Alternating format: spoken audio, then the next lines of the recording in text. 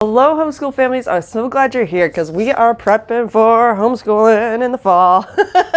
If you're watching this as it's May, this is fall 2020. We're still in the middle of a pandemic and a lot of homeschool families just like you are, or a lot of families just like you are thinking about homeschooling for the first time. So this channel is your resource to help you do that for the first time. We talk about the anxieties, we talk about all these things that will help you, especially today. These are my 6 things you should do before you start homeschooling. So go ahead and subscribe so you don't miss any of these videos that are coming to you at a daily rate until August.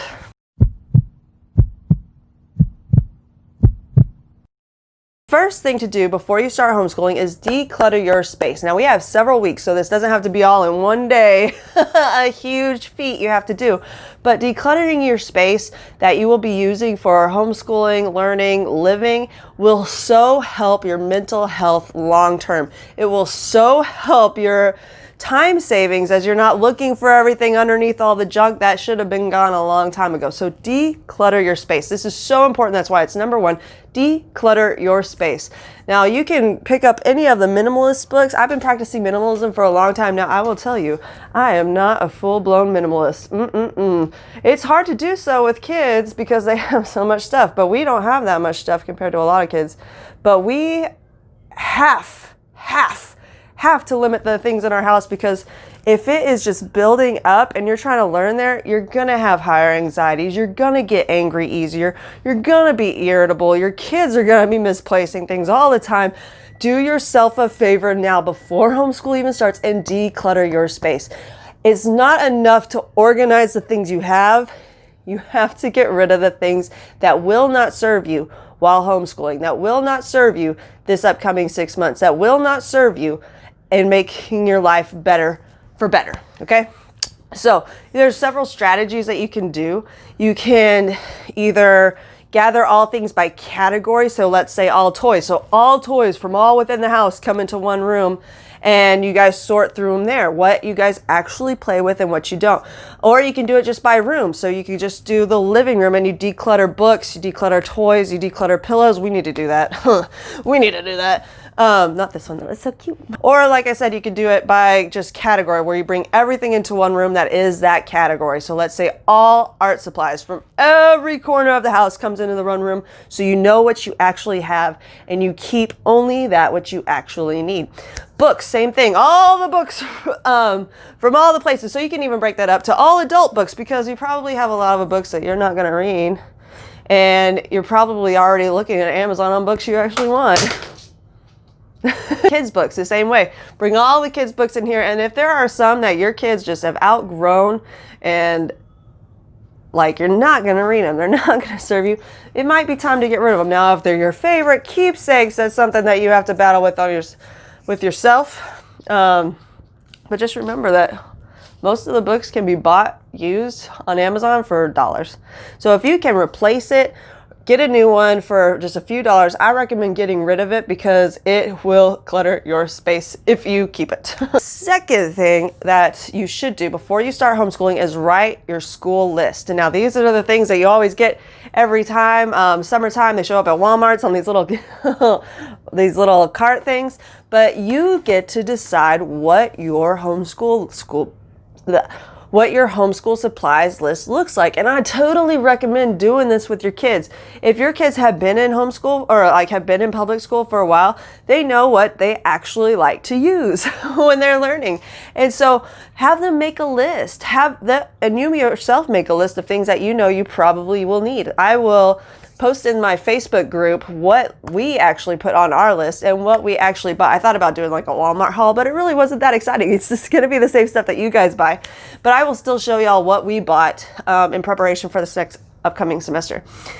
By helping or having your child help make the list, they are already taking ownership of their homeschool experience. They are already investing in this.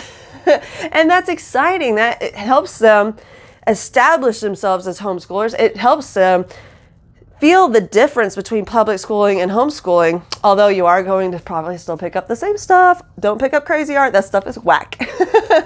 But make your own list. It is such a fun activity, and you're going to need supplies anyway. So you can save money by not getting all the stuff that's required usually, But you can also spend more money if you splurge. But it just depends on who you are, what your goals are, and what your kid likes to learn with. So go ahead and write that list and get to shopping whenever you want to go shopping. The third thing to do before you start homeschooling is look up read aloud lists for your kids' age ranges. Read alouds, if you have watched this channel at all, or join the Facebook group, or Real Homeschool Moms 2020, you know how much I love read alouds. Now, am I hypocritical about it a little bit? Yes, because we have a read aloud that I haven't read in like 5 days. But it's summertime, I'm not going to stress about it so much. But read alouds are so important. There's so much learning that can be done just by being read good books to. So what you can do is you can Google or Bing or whatever it is you do, DuckDuckGo, your favorite or your kids' age ranges and look up the read alouds recommended for them. So I have like a 6th grader and a 4th grader, and I usually go up to the 6th graders level on the read alouds because my 4th grader can handle it. And we'll take the time, you can stop while you read aloud and talk about the big words. What does that mean? I don't know. Well, let's read the paragraph it was in and try to figure out that word. Or we could talk about the plot. We could talk about all these things. There's so much learning that can be done in read alouds, and it's so easy to find them just by all the blogs and mom blogs and homeschool people that have already made these for you. So go ahead and look into those, what read alouds you should try, and pick them up from your library. I know a lot of libraries are shut down. We talked a little bit about ways that pandemic schooling and homeschooling differ here, but there aren't probably limited services. So you may be able to order them online and pick it up like drive through or whatever from your library. So see what's available to you. Always, you know, on Amazon and eBay and all those things, you can get books used pretty inexpensively, but use the library if you have it.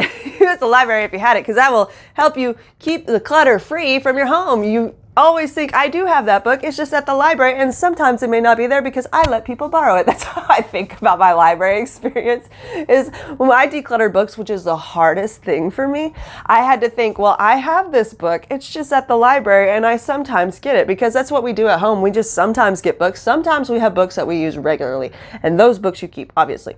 For us, that's like Shel Silverstein's. We always are reading a Shel Silverstein. But for other books that we do like, but we don't use all the time, we keep them at the library, and sometimes people use them. So sometimes we get them when we want them, but by not having the space and being patient, we have more space in here. It's wonderful. The fourth thing to do before you start homeschooling is set a tentative schedule. And this is really easy to do if you've already been paying attention to your kids. Do your kids like to wake up at 6 o'clock in the morning?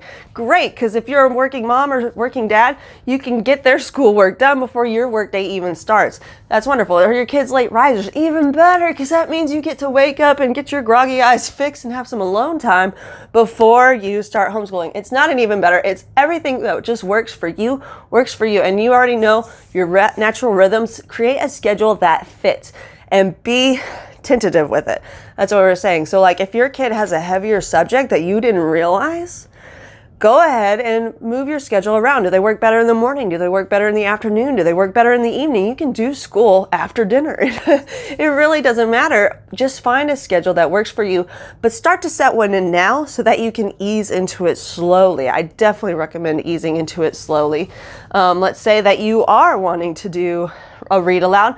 Maybe pick that up and start that now. Start it before bedtime. Start it before nap time. Start it while they're eating snack. You can read at any time, but getting these little rhythms in will help make the transition into homeschooling so much smoother. That way it's not like August 15th or August 24th or whatever. We're going to do all this, and you might have a lot of feelings of overwhelm from your child and yourself. So by easing into it, it just makes it a little bit easier. Fifth thing that you should do before you start homeschooling is a get to know me worksheet.